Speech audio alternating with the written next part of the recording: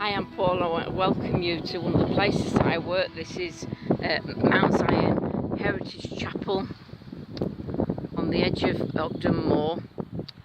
And the cottage there is where John Wesley himself stayed when he came up to this area and preached here.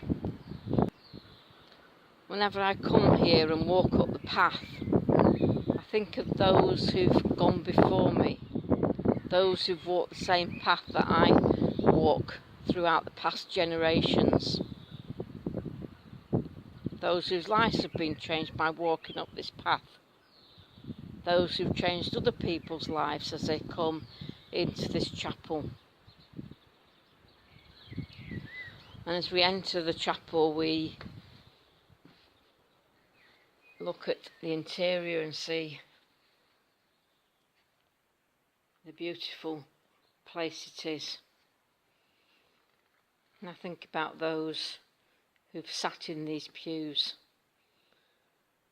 those who've listened to God's word, those who've listened to the sermons and felt their hearts strangely warmed by what's been said.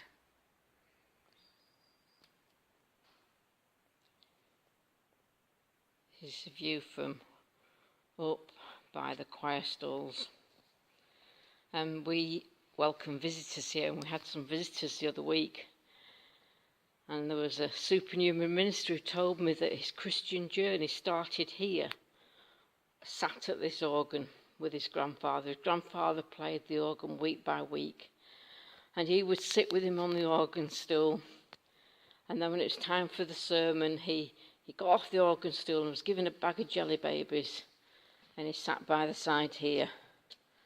And he ate the jelly babies, and by the time he ate the jelly babies, the sermon had finished. He had fond memories of this place, of those who'd helped him on his Christian journey, the beginning of something so great. But he was so passionate about it when he was telling us, and so thankful for this place here. Here we have the chair that John Wesley sat in, and the table desk where John Wesley wrote.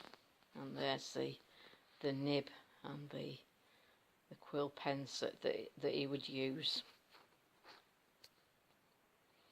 We have lots of pottery and ceramics and Wesleyana that's been left to the Methodist Church and that we house here up at Mount Zion.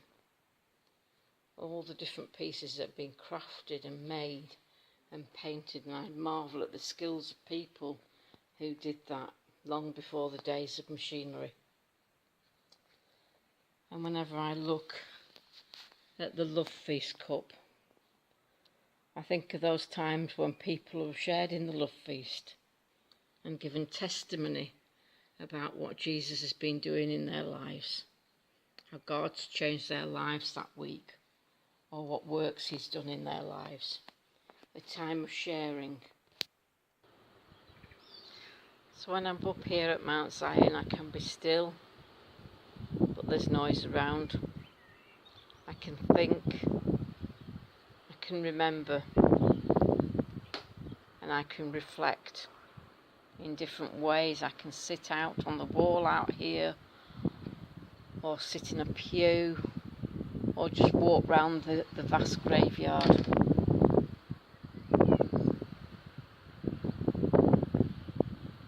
Some people say you shouldn't look back,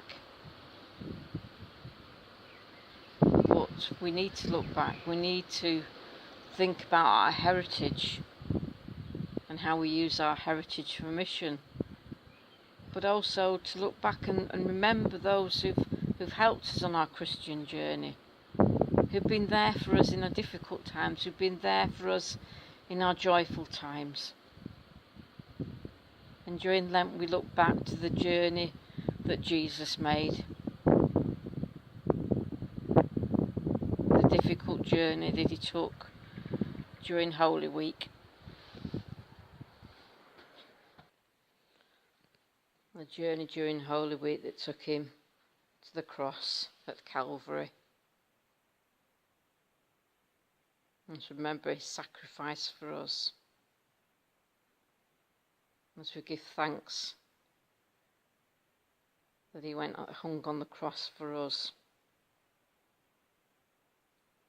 So as we journey through Lent, help us to have the times when we can reflect of those who've helped us, of those who've had an important role to play in our lives, but also of those who journey with us now, in the new times, in the present times. And I'm reminded of the words of John Wesley.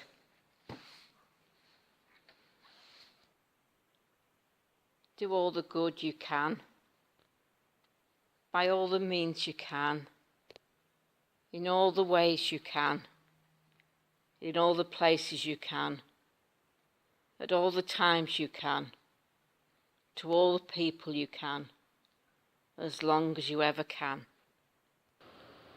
And so I give thanks with a grateful heart for those who've walked this path, for those who will continue to walk this path, for those who've helped me on my journey, and for those who will continue to help me on my journey.